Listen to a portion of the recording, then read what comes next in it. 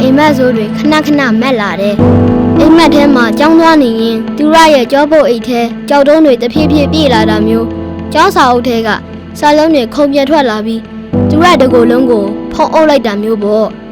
ဒီလိုအိမ်မက်တွေကလက်နိုးလာတိုင်းသူရကြောက်လန့်ပြီးငိုချင်လာတယ်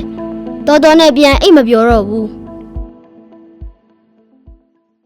သူရရဲ့ဖေဖေကအဝေးမှာအလုပ်လုပ်နေတာမို့သူရကအိမ်မှာမေမေနဲ့2ယောက်တည်းအတူနေရတယ်မေမေရဲ့အနည်းကဆောက်ရှောက်မှုနဲ့အတူသူရဟာလိမ်မာပြီးစားတော့တဲ့ကျောင်းသားလို့ပတ်ဝန်းကျင်ကချီးမွမ်းကြတယ်ဒါကိုမေမေကတိတ်ကုန်ယူတယ်မနက်တိုင်းမေမေကသူရကျောင်းသွားဖို့ပြင်ဆင်ပေးပြီးသူရတို့မနက်စာအတူစားကြတယ်ပြီးရင်တော့သူရကမေမေနဲ့ရုပ်ကလေးဖြူခွေးကိုနှုတ်ဆက်ပြီးကျောင်းသွားမယ်မနက်တိုင်းတငယ်ချင်းစော်စော်ပြေးပြေးတို့နဲ့အတူစကားတွေပြောရင်းကျောင်းသွားရတာသူရတိတ်ပြောတယ်ဒါပေမဲ့ညနေကျောင်းဆင်းချိန်ကတော့သူရအတွက်တိတ်ပျော်စရာမကောင်းလာပါဘူးကျောင်းဆင်းပြီဆိုရင်စော်စော်နဲ့ပြေးပြေးကစာကြီးတိုက်သွားမယ်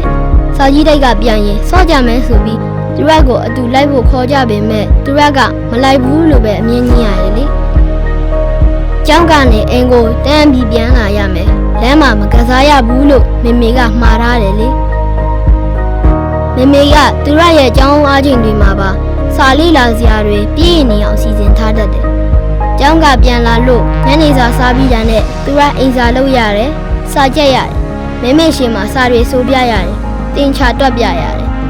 ကျောင်းသားဆိုတာကျောင်းစာပဲလုပ်ရမယ်အဆင့်တွေကြလို့မဖြစ်ဘူးလို့မေမေကအမြဲပြောတယ်သူကအတွက်ကစားဖို့ကာတိုးစာအုပ်တွေဖတ်ဖို့မေမေကအချိန်မပေးဘူးမေမေကသူရကိုစာတော်တဲ့လိမ်မာတဲ့ကလေးလေးမဖြစ်တော့မှပြောင်းလဲသွားမှာကိုမေမေကြောင်းလို့အပြစ်ပြောခံရမှာစိုးရိမ်နေတယ်ဒီလိုနဲ့စာကြည့်စပွဲမှာထိုင်ရမယ့်အချိန်တွေကိုသူရတဖြည်းဖြည်းပိုကြောက်လာတယ်စာလဲမရေးချင်ဘူးစာလဲမကြက်ချင်တော့ဘူးအရင်တော့ကခဏလေးနဲ့မှတ်မိတဲ့စာတွေကိုအချိန်ကြာကြီးကြက်တာတော့မမှတ်မိတော့ဘူးမင်းတက်လာတယ်သူကအစားခြင်းစိတ်လဲနဲလာတယ်ကောင်းကောင်းလဲအိတ်မပြောတော့ပဲအမြဲလိုလိုပင်မနေတယ်လို့ခံစားလာရတယ်ကြာတော့မမေကိုယ်တိုင်သူရအတွက်စိတ်ပူလာတယ်ခုတလောမေမေပြောင်းလဲလာတယ်မေမေကပြောတယ်သူရအခုလိုတွေဖြစ်နေတာဘာကြောင့်လဲဆိုတာမေမေသိပြီတဲ့မေမေကသားအတွက်အကောင်းဆုံးတွေပဲဖြစ်စေချင်ပေမဲ့သူရလည်းတော်နေဖို့လိုအပ်တယ်တဲ့အခုကစားပြီးသူရကိုကျောင်းစာလုပ်ခြင်းနဲ့အနားယူခြင်းမျှမျှတတရှိပြီးပျော်ရွှင်လာစေဖို့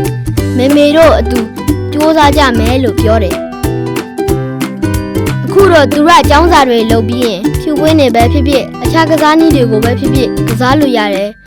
သူရမေမေနဲ့အတူစားဖက်ကြတယ်ကိုလက်လှူရှာလေ့ကျင့်ခန်းတွေလုပ်ကြတယ်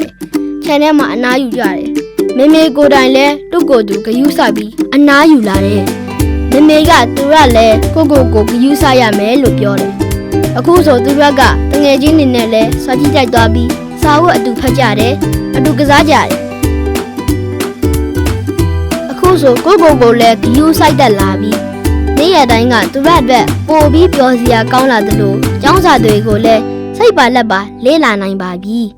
သူရရဲ့အိမ်မက်တွေဟာလည်းပျော်စရာကောင်းတဲ့စိတ်ချမ်းသာစရာကောင်းတဲ့အိမ်မက်တွေဖြစ်လာခဲ့ပါပြီ